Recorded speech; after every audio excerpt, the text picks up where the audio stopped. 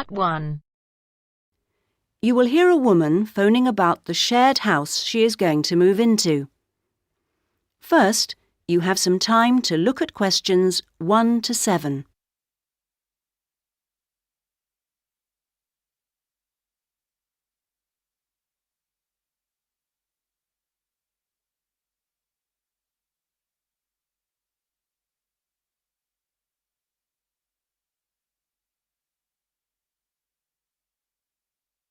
You should answer the questions as you listen, because you will not hear the recording a second time. Listen carefully to the first part of the conversation and answer questions 1 to 7. Hello? Hello, this is Hilary. I'm calling about the house. I'm moving in next week. Oh, yes, Hilary. This is Judith. I met you when you came to look at the house. Yes, I just had a few more questions I wanted to ask. Of course. Well, first, about the rent. I realise I didn't check what it included. Yes, that's important. It includes most things. We don't have to pay extra for heating, for example, just for the telephone, which is fair enough, I suppose. Local taxes are part of the rent, so that's not a worry. That's fine. Then I remember I should have sent my letter of reference to the landlord by now, but I haven't got his address. Yes, you should get that off right away. Address it to Mr. Crawley. He's at 14 King Street. Is that in Exford? Yes. And then you'll need to put the postcode, of course. It's AP12 7QT. Got that, thanks. I also realise I don't know exactly what the house has in the way of equipment. Is there a microwave, for example? There isn't.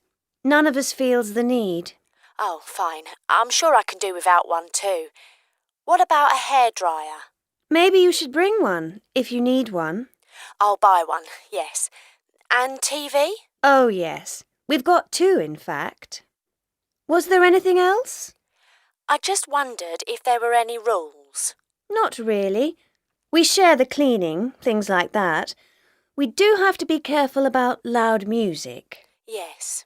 So we've agreed that there shouldn't be any loud music after 9, and that we don't play music at all in the living room after 10. Up to 11 in your own room's okay, as long as it's not too noisy. That sounds good. And is there somewhere safe I can keep my bike?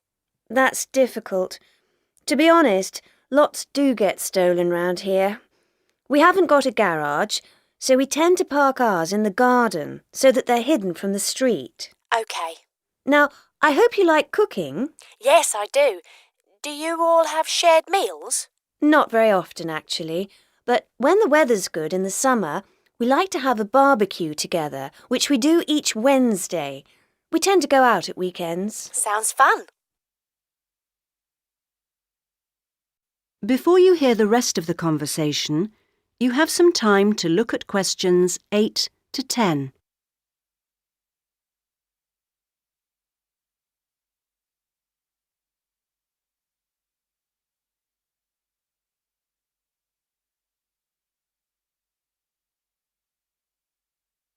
Now listen and answer questions 8 to 10. Are you familiar with this area? A bit. Actually, there are a few things that I'd like to know the location of. A bank, for example. Yes, there's one quite close. You just go up to the junction near the house, the one where 4 roads meet, and go straight ahead and then take the second left. It's a little way down there on the left-hand side. That's convenient. Another thing is that I'd like to check my emails quite often. I was wondering how far away an internet cafe was. Well, there are a couple, actually, but one's much cheaper than the other. The one I use is very handy. You just go up to the big junction and then, well, I go straight ahead and then turn right so that it's on the right-hand side. Fine. And one last thing. Uh-huh. I need to go to the post office quite often. I'm hoping there's one quite close to the house. You're in luck. You'd walk up to the big junction and then, If you want a nice route, take the street that's slightly to the right. Then you'd want the second left, and you'd find it on the right side of the street. Well, it all sounds great. So, we'll see you in a couple of days' time? Yes. OK. Bye. Bye. That is the end of part 1. You now have half a minute to check your answers.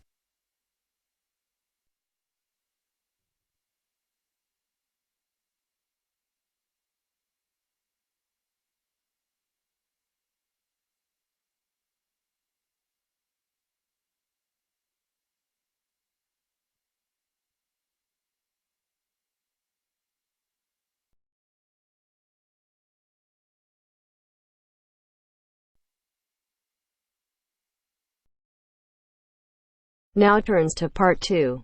Part 2. You will hear a lecture on bird migration. First, you have some time to look at questions 11 to 17.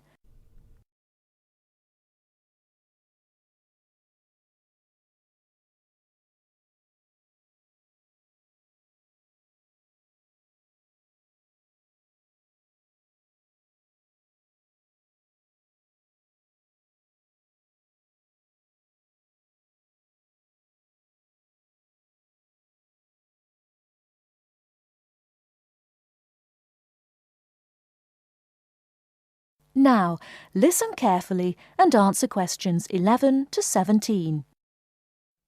My lecture this evening will focus on the migration of birds. That is, how birds fly in big groups from different parts of the world at certain times of the year.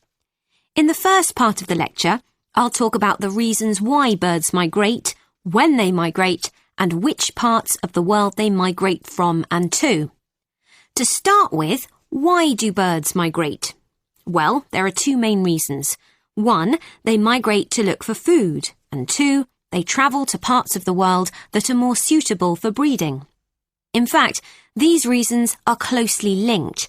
As you can imagine, when birds are breeding, they need extra food to feed their young.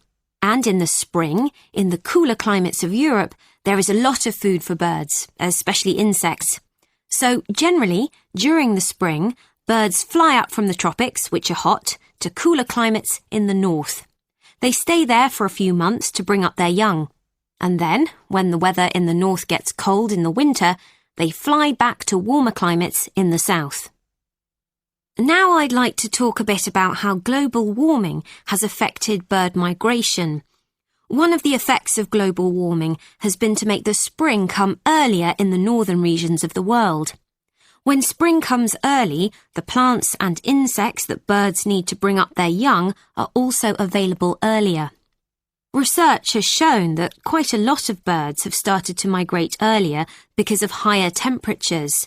But unfortunately for some species, this hasn't been early enough. What I'm saying is that birds that are travelling a long way for breeding may arrive too late to find enough food to feed their young, and their population drops drastically.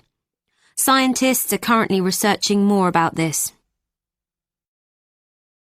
Before you hear the rest of the talk, you have some time to look at questions 18 to 20.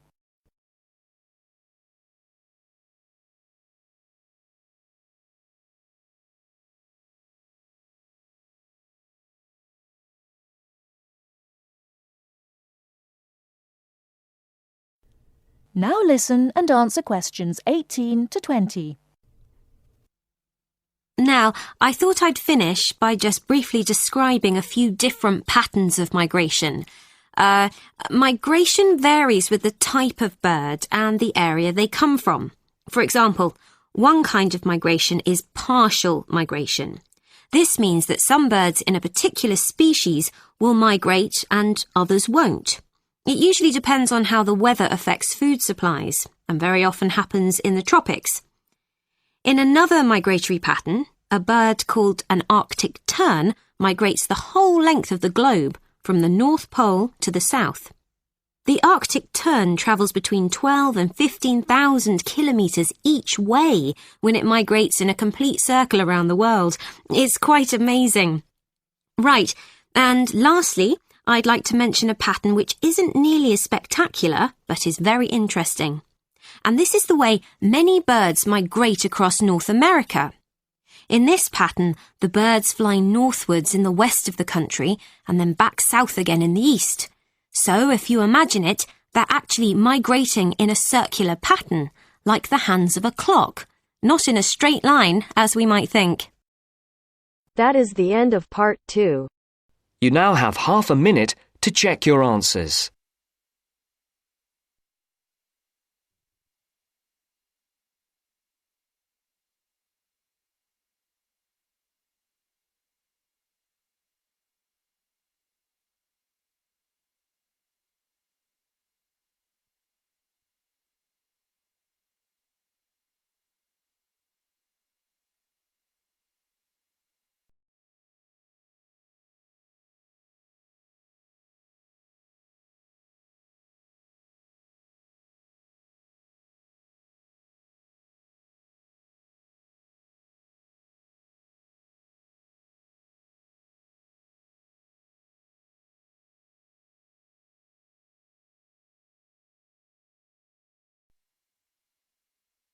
Now turns to part 3.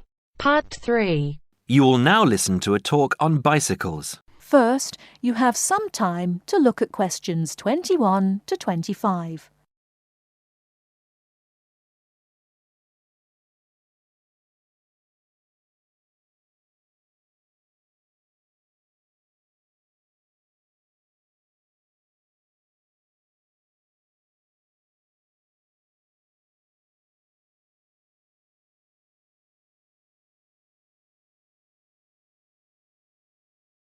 Now, listen carefully and answer questions 21 to 25. Today, we're going to talk about the latest bikes for professionals and novices. There's something to suit everyone from price to function. The Atlantis is a touring frame. It's also perfect for commuting and trail riding, and anything short of super fast road riding. The tubes are stout, to take touring loads and trail abuses. The tyre clearances are majestic, so you can fit tyres up to 2.35 inches. It's designed for cantilevers or V-brakes. If you have to limit yourself to just one bike and you want to be able to ride just about anywhere, this is the bike to be on. It is our most popular model for just that reason, and there isn't an unhappy Atlantis owner in the land.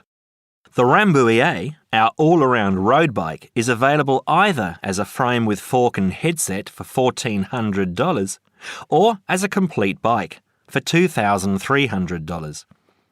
Compared to the Atlantis, it is a lighter frame, not intended for loaded touring or rough trail riding. As a road bike, it has side pull brakes. The Quick Beam is our version of the single-speed bike. We've done it a little better though. The crankset has a 42-34 combination, running an 18-toothed freewheel cog in the rear. And the rear hub is threaded opposite the drive side, so you can install a fixed cog of your own choice. In essence, you can have 4 speeds on the Quick Beam if you choose. The Quick Beam is available as a frame with fork and headset for $900 or as a complete bike for $1,300. This is a rugged, versatile bike that you can ride on the road as well as on rough trail. Before you hear the rest of the talk, you have some time to look at questions 26 to 30.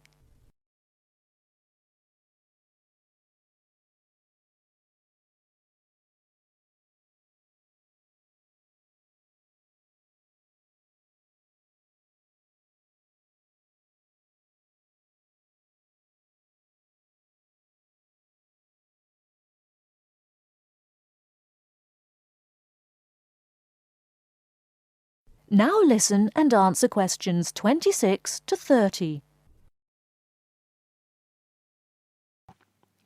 The Saluki is our roadish, light touring, randonneuring frame. It's designed for 650B wheels. If 650B means anything to you, you'll either love it or think it's marketing suicide. If you're new to 650B and a follower, you won't want it. If you're new and a rebel, You will. Now, I'll just talk a little about saddle comfort.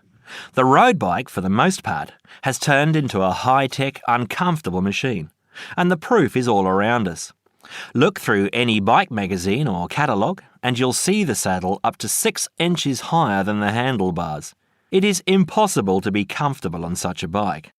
It forces you to lean forward, putting more weight on your groin, hands and arms.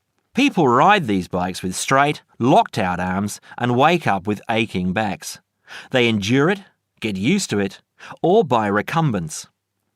When we custom design a bike for you, you'll be able to get a comfortable position. Your back will be between 45 and 50 degrees, and there will be a noticeable bend in the arms. And most importantly, your arms won't be supporting your body weight. You won't have to look up to look ahead, because you won't be hunched over and low. That means our bikes are more accessible for riding on the flats, or even for short climbs.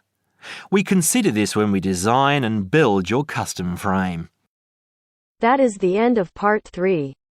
You now have half a minute to check your answers.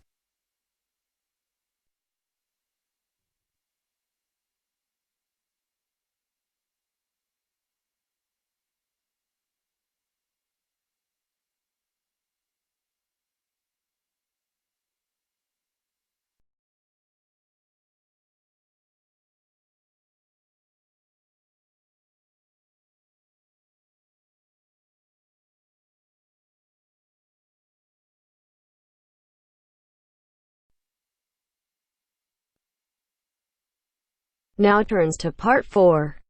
Part 4.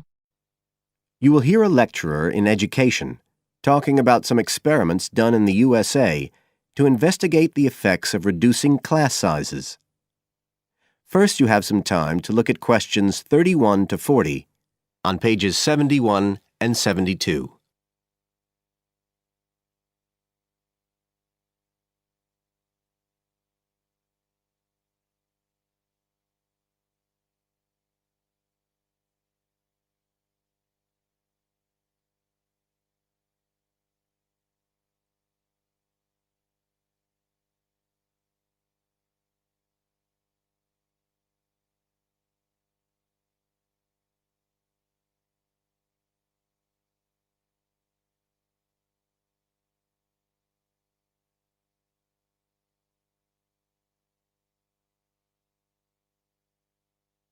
Now listen carefully and answer questions 31 to 40. All over the world, there are passionate arguments going on about how educational systems can be improved. And of all the ideas for improving education, few are as simple or attractive as reducing the number of pupils per teacher. It seems like common sense. But do these ideas have any theoretical basis? Today, I want to look at the situation in the USA and at some of the research that has been done here in America on the effects of reducing class sizes. In the last couple of decades or so, there has been considerable concern in the United States over educational standards here, following revelations that the country's secondary school students perform poorly relative to many Asian and European students. In addition, statistics have shown that students in the nation's lower-income schools in the urban areas have achievement levels far below those of middle-class and upper-middle-class schools. So would reducing class sizes solve these problems? Well, we have to remember that it does have one obvious drawback. It's expensive. It requires more teachers and possibly more classrooms, equipment, and so on. On the other hand, if smaller classes really do work, the eventual economic benefits could be huge. Better education would mean that workers did their jobs more efficiently, saving the country millions of dollars. It would also mean that people were better informed about their health, bringing savings in things like medical costs and days off sick.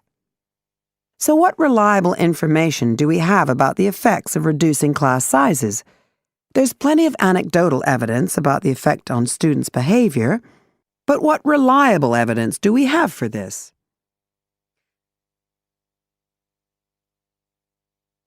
Let's have a look at 3 research projects that have been carried out in the USA in the last couple of decades or so. The first study I'm going to look at took place in the state of Tennessee in the late 1980s. It involved some 70 schools. In its first year, about 6,400 students were involved, and by the end of the study, 4 years later, the total number involved had grown to 12,000. What happened was that students entering kindergarten were randomly assigned to either small classes of 13 to 17 students or regular-sized classes of 22 to 26. The students remained in whatever category they had been assigned to through the 3rd grade, and then, after that, they joined a regular classroom.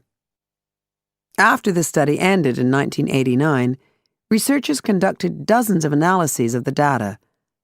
Researchers agree that there was significant benefit for students in attending smaller classes, and it also appears that the beneficial effect was stronger for minority students. However, there's no agreement on the implications of this. We still don't know the answer to questions like how long students have to be in smaller classes to get a benefit, and how big that benefit is, for example. The second project was much larger and took place in California. Like the Tennessee study, it focused on students from kindergarten through to grade 3, but in this case, all schools throughout the state were involved. The experiment is still continuing, but results have been very inconclusive, with very little improvement noted. And the project has, in fact, also had several negative aspects. It meant an increased demand for teachers in almost all California districts. So the better-paying districts got a lot of the best teachers, including a fair number that moved over from the poorer districts. And there were a lot of other problems with the project. For example, there weren't any effective procedures for evaluation. All in all, this project stands as a model of what not to do in a major research project. A third initiative took place in the state of Wisconsin at around the same time as the California project began, and it's interesting to compare the two. The Wisconsin project was small. Class sizes were reduced in just 14 schools, but it was noteworthy because it targeted schools at which a significant proportion of the students were from poor families, compared with California's one-size-fits-all approach. Analysts have found that the results are very similar to the Tennessee project, with students making gains that are statistically significant, and that are considerably larger than those calculated for the California initiative. Now, I'd like to apply some of these ideas to the latest.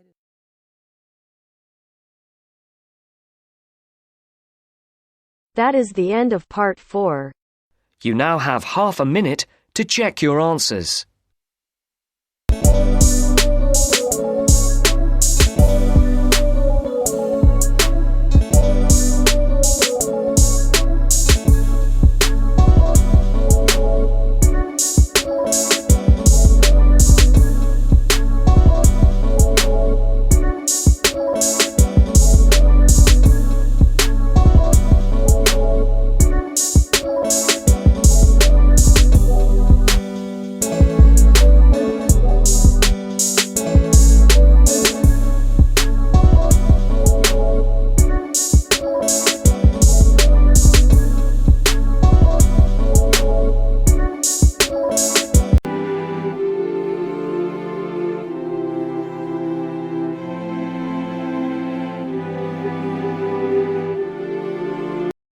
Part 1.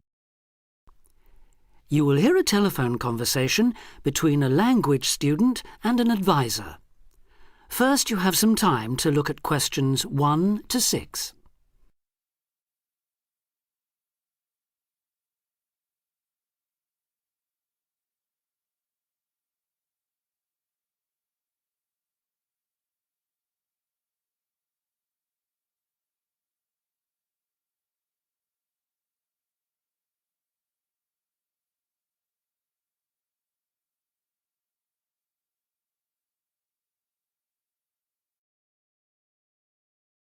Now we shall begin.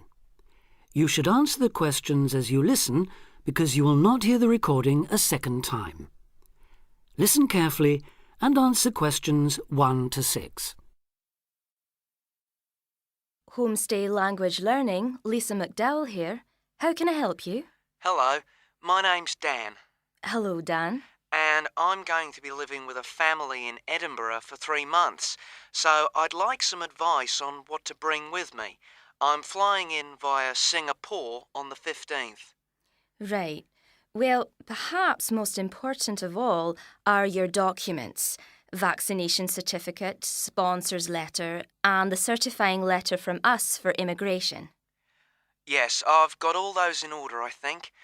What I'm really wondering about are money and clothes and things for my room. Personal effects, in other words.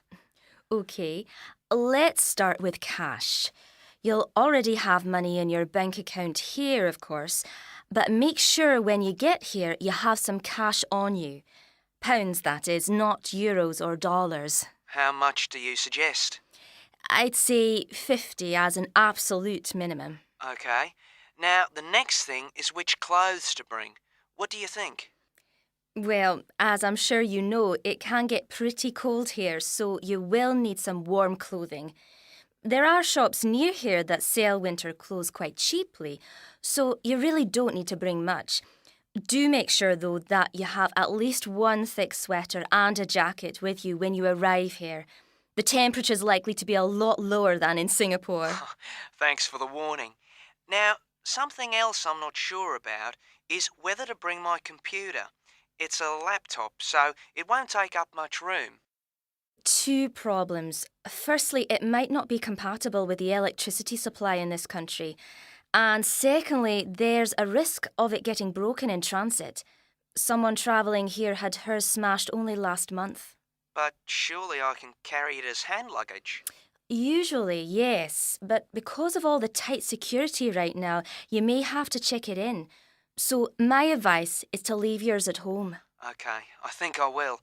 Is there anything else you'd advise against bringing? Well, you won't need household or cooking things. They'll all be provided. And importing food, of course, isn't allowed by customs, though I imagine you already knew that. Well, yes. But there are 1 or 2 things I'd suggest you find room for in your suitcase. Yes? Perhaps a few of your favourite cassettes or compact discs. Of course, you might be able to find them in the shops here, but then again, you might not. That's a good idea. Anything else? Yes. Some photographs of people and places that are special to you could be nice. They can really make your room feel like home. It's just a thought. I'll see if I've got a few good ones. Before you hear the rest of the conversation, you have some time to look at questions 7 to 10.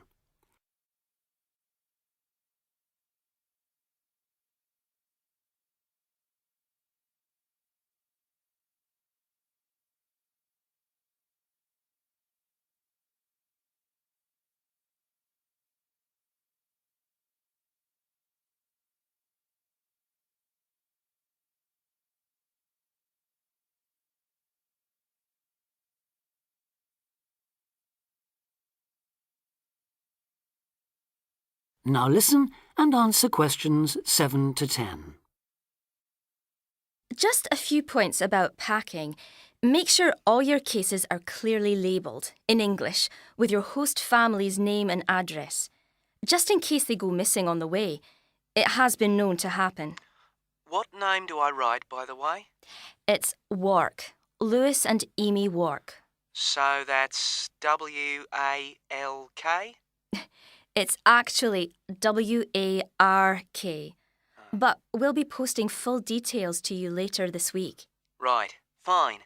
And I'd better put some essentials in my hand luggage, enough for a night or 2 in case, as you say, anything happens to my main cases. Yes, I'd recommend a change of t-shirt and socks and so on, plus any medication you may need, and a toothbrush, of course. And my tights. Your tights? Yes, for the flight. Wearing them helps prevent deep vein thrombosis when you're flying long distances, not getting any exercise. Oh, yes, I've heard about that. Now, talking about exercise, there's one last thing.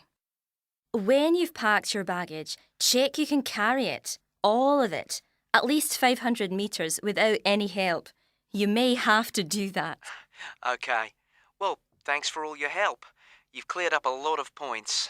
Oh, you're welcome. Have a safe journey, and we'll look forward to seeing you next month. Bye. Bye.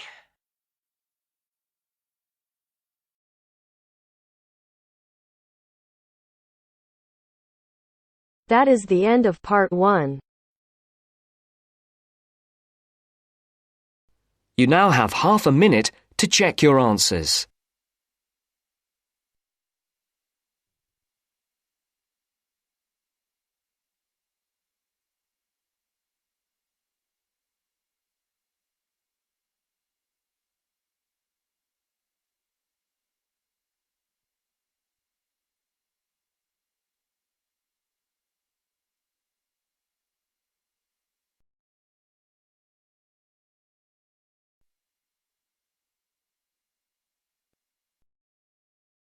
Now turns to part 2.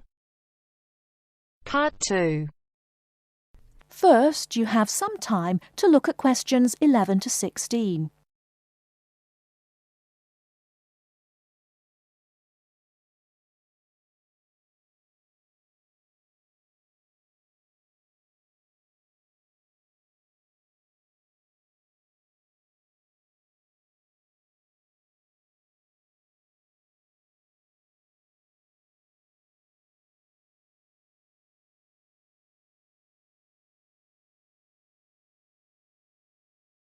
Now, listen carefully and answer questions 11 to 16. I'm here today with Helen Warner, who has been a vegetarian for many years and is going to talk a little about vegetarianism. Helen, the concept of vegetarianism seems to have interested a number of our listeners who have sent in some questions. To begin, what made you want to become a vegetarian? Well, when I was 16, I had friends who were vegetarian and they introduced me to the idea. My parents were typical of their generation and ate meat at least 3 or 4 times a week, so I didn't really think about it too much until a few years later. It was while I was at university that I really thought about it and decided that it was unfair to eat meat when there are so many alternatives available. Is there anything you miss about not eating meat? No, not really. As I said, there are so many substitutes available these days, perhaps the most important of which comes from the soya bean. Soya is so versatile and is the staple substitute for most vegetarians. So what about the nutritional value of vegetarian food? Isn't it true that there are some vitamins that you can't get from soya or vegetables alone? Surely people need these vitamins. Yes, that's correct. But actually there is only one vital vitamin that is only present in meat. That's vitamin B12. Most vegetarians are aware of the implication of this and actually take B12 supplement in the form of tablets. Of course, the way you cook vegetables is also very important in preserving vitamins. Many countries, particularly the UK, have a reputation for overcooking vegetables. Water-soluble vitamins, where the vitamins are dissolved into the water, are often lost. Vitamin C is a common example. However, the loss of vitamins can be avoided by microwaving or steaming vegetables, which is what I do whenever I cook. Some people don't want to change their cooking habits too much, so if you do boil them, simply cut down on the cooking time. So a vegetarian diet is fairly healthy then? Oh yes. A lot of people believe that vegetarianism is unhealthy, but that's actually not the case. Vegetarians are actually considerably healthier than many meat eaters. Consider for a minute the health aspects of the incredible amount of meat this country and others like it consume. The statistics for beef eating, for example, are quite frightening. The world figure for beef consumption is slightly less than 11 kilograms per person each year. Yet in Europe, the average consumption is nearly double that at 21 kilos per person. And in the USA, it is even worse, with the average person eating 44 kilograms of beef every year.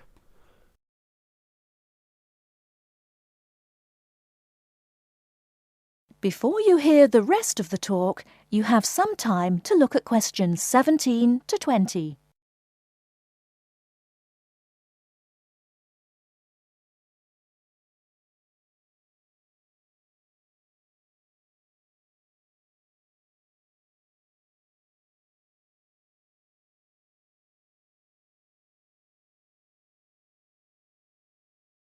Now listen and answer questions 17 to 20. So are you suggesting that people stop eating meat altogether and everyone adopts a vegetarian lifestyle? No, not at all. Even in the healthiest diets, there is still a place for meat, but it should be eaten in moderation. Many nutritionists think of foods in terms of a pyramid, with the foods we can eat relatively freely at the bottom and the foods we should carefully restrict at the top. The majority of our diet should be composed of cereals, which would go on the bottom row of the pyramid. In this category could also be included such things as rice and pasta. Next, a good diet is followed by a roughly equal amount of vegetables and fruit. I have at least 2 servings a day of fruit and vegetables whenever possible. In decreasing quantities, you can then eat dairy foods, eggs, cheese, etc. Almost at the top of the food pyramid comes fish, carefully prepared of course, not dripping in oil or batter, and white meat. Chicken, for example, is a comparatively healthy meat, but again, a lot of this comes down to preparation methods. Right at the top of the pyramid come the ingredients of far too many Western meals, red meat and potatoes. It is particularly in that area that I would suggest moderation. Well, thank you very much, Helen. I'm sure that a lot of listeners are interested in your views. How could they find out more about the health benefits of vegetarian options? Well, there are lots of websites and books on healthy eating and vegetarianism, but it is always important to remember to consult your doctor before making any radical changes to your diet or lifestyle.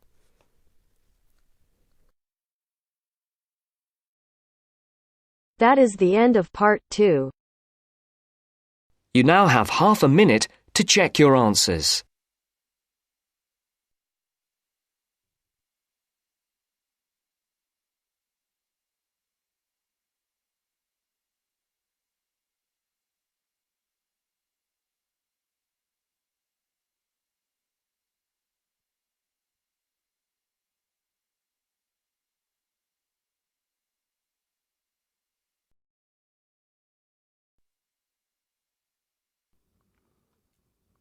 Now turn to Section 3. Section 3. You will hear a discussion between 2 students and their tutor. First, you have some time to look at questions 21 to 25.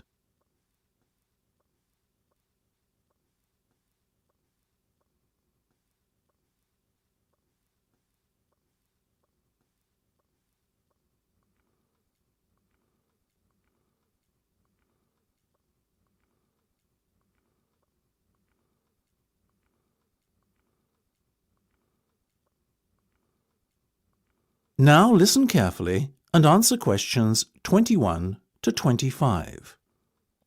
Okay, guys. First off, well done. That was a very good presentation yesterday. Now I'm just going to ask you questions about it before I give you my feedback. That okay? Sure. Of course. Right. Well, in that case, tell me, Niall, why did you choose to talk about Rafael Nadal? To tell you the truth, I didn't. I think I'd better let Sheena handle this one. Sheena? Yes, it was my decision to pick Nadal.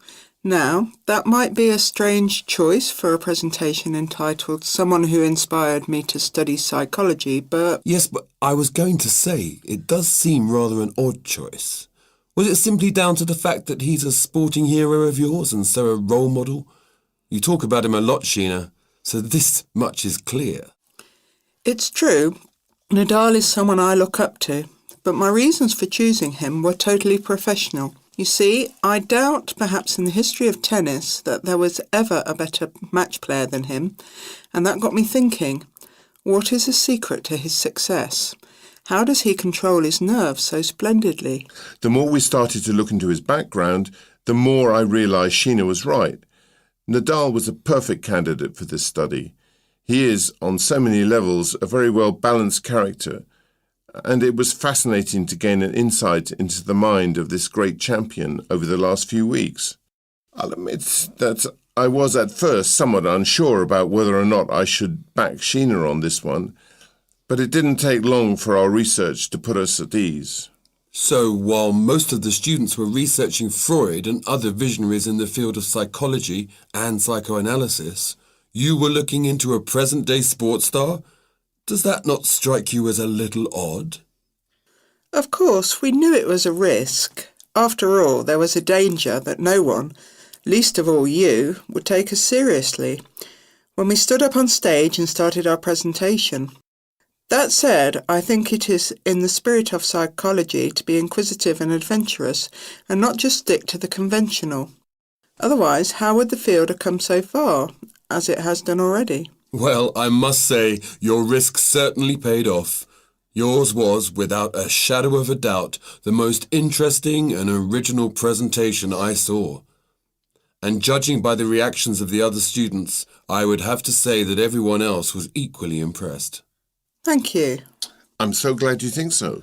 Yes, but notwithstanding your excellent presentation content, we must remember that the marks for this project are awarded based on a number of criteria, and we'll examine those in a few minutes. But first, another question.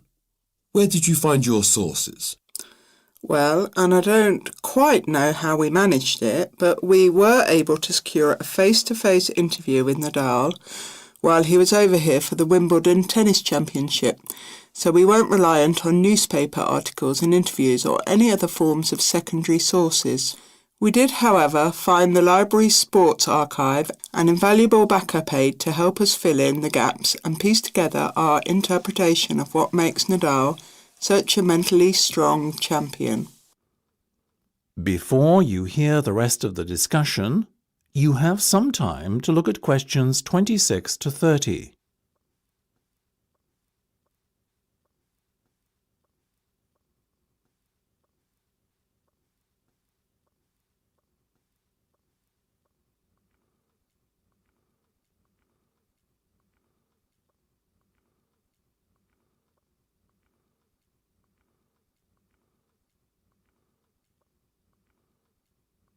Now listen and answer questions 26 to 30. Okay, well, as I said, congratulations again for your excellent work. Now it's time for my feedback. The first area where marks were awarded is in your use of equipment. I felt that had you not been a little too reliant on the overhead projector, and had you, for example, used the interactive whiteboard and audio equipment a little more effectively, you would have received top marks in this section. As things stand, though, your use of equipment was still very satisfactory. It's just a shame as it was an opportunity missed to score full points. The next area I was asked to assess is content. As you might have guessed, I simply can't fault you on that. Highly original work, so well done. As for your timing, I felt that the two of you were a little too over-rehearsed, so the presentation felt, at times, a little robotic. That said, again, it was very satisfactory, and you would get full points for effort. Sadly, though, there is such a thing as trying too hard, and that cost you top marks here, I'm afraid. Oh, I see. Right. What was particularly impressive, though, was the thick handout you'd prepared for everyone. I took it home to read through it afterwards, and it was very well written. But not alone that, it also enhanced my experience of the presentation itself on the day, as I was able to refer to the handout for further information on what was being discussed and to answer any questions I had. Very nice. As for your level of interaction, well, you had so much that you were intent on packing into your 20-minute time slot that sadly you run out of time at the end, which left no room whatsoever for interaction and no one had the chance to ask you any questions. You've probably guessed, therefore, that you did worse than average in this department, and unfortunately, your score will have to reflect this. Oh my goodness, everything sounded so positive at the start. That is a big disappointment. We worked so hard. Now, don't be so quick to get deflated. Remember, your presentation skills only count for 15% of the project grade. Your score in this assessment, even if it were terrible, would still not be enough to prevent you from getting top marks overall. It's very hard to score well in the presentation assessment anyway, so believe me, you both did reasonably well. Thank you. I wish I felt like that. Yes, your feedback was very constructive. We're just a little disappointed with ourselves. Why? That's the end of section 3. You have half a minute to check your answers.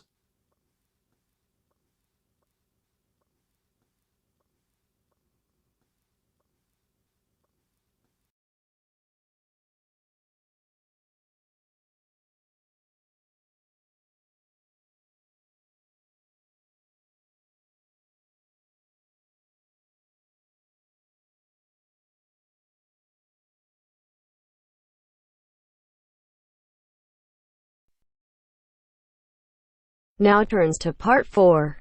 Part 4. 9. Listen to the second part of our lecture. As you listen, complete the notes below.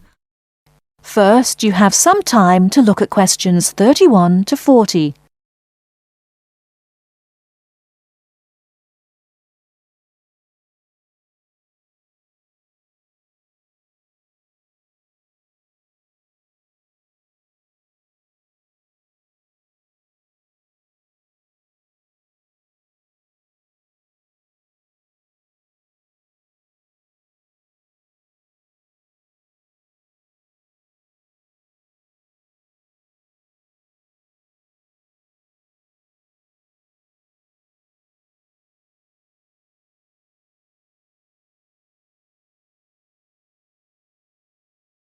Now listen carefully and answer questions 31 to 40. River dance is not just an expression of self-confidence, a kind of culturally interesting pop song. It tells the story of a people through song and dance. It tells the story of the people whose spirit was broken by an event which occurred in the middle of the last century, but continued to affect the society until 1961, the Great Famine. What is a famine? In 1840, the official population of Ireland was 8 million. They were largely poor and living in the countryside. They were beginning to have an interest in independence, and perhaps had things been different, Ireland might have been independent much earlier. But there was a serious problem in the agricultural system. All crops were grown to pay the rent of the land, and all that was grown to eat was the potato.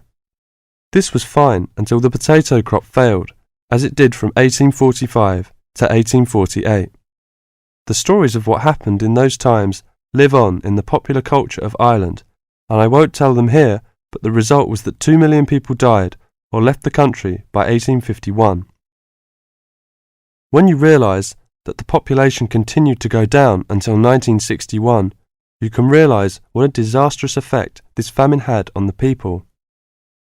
Compared with China, imagine if the famine of 1960 reduced the population by a quarter and it kept falling to less than half of its pre-famine figure. Anybody with ideas left and went to England, America or Australia. The people left behind were broken by their experiences and, in effect, the famine and its consequences put an end to all serious development in the country until well into this century. The Irish in Ireland lost all hope and self-confidence, and much of our modern culture is about the sadness of that time and the sorrow of saying goodbye to those who left and left well into this century. Ireland has the highest emigration rate of any country in Europe for the last 2 centuries. We even have an expression for this saying goodbye. It is called the American wake. It means the ceremony, like that of a funeral for someone going to America, because you will never see him or her again. Do you know why there is Irish music on the film Titanic? It is because most of the people killed were Irish. The leaving continued until the 1970s, because independence in 1921 was followed by a civil war and an economic depression. Almost every family in Ireland has relatives abroad, and up to the 60s in some places, of a class of 30 graduating from high school all left. Along the west coast, closed-up houses, from that time falling into ruin, are still common. That is the end of part 4. You now have half a minute to check your answers.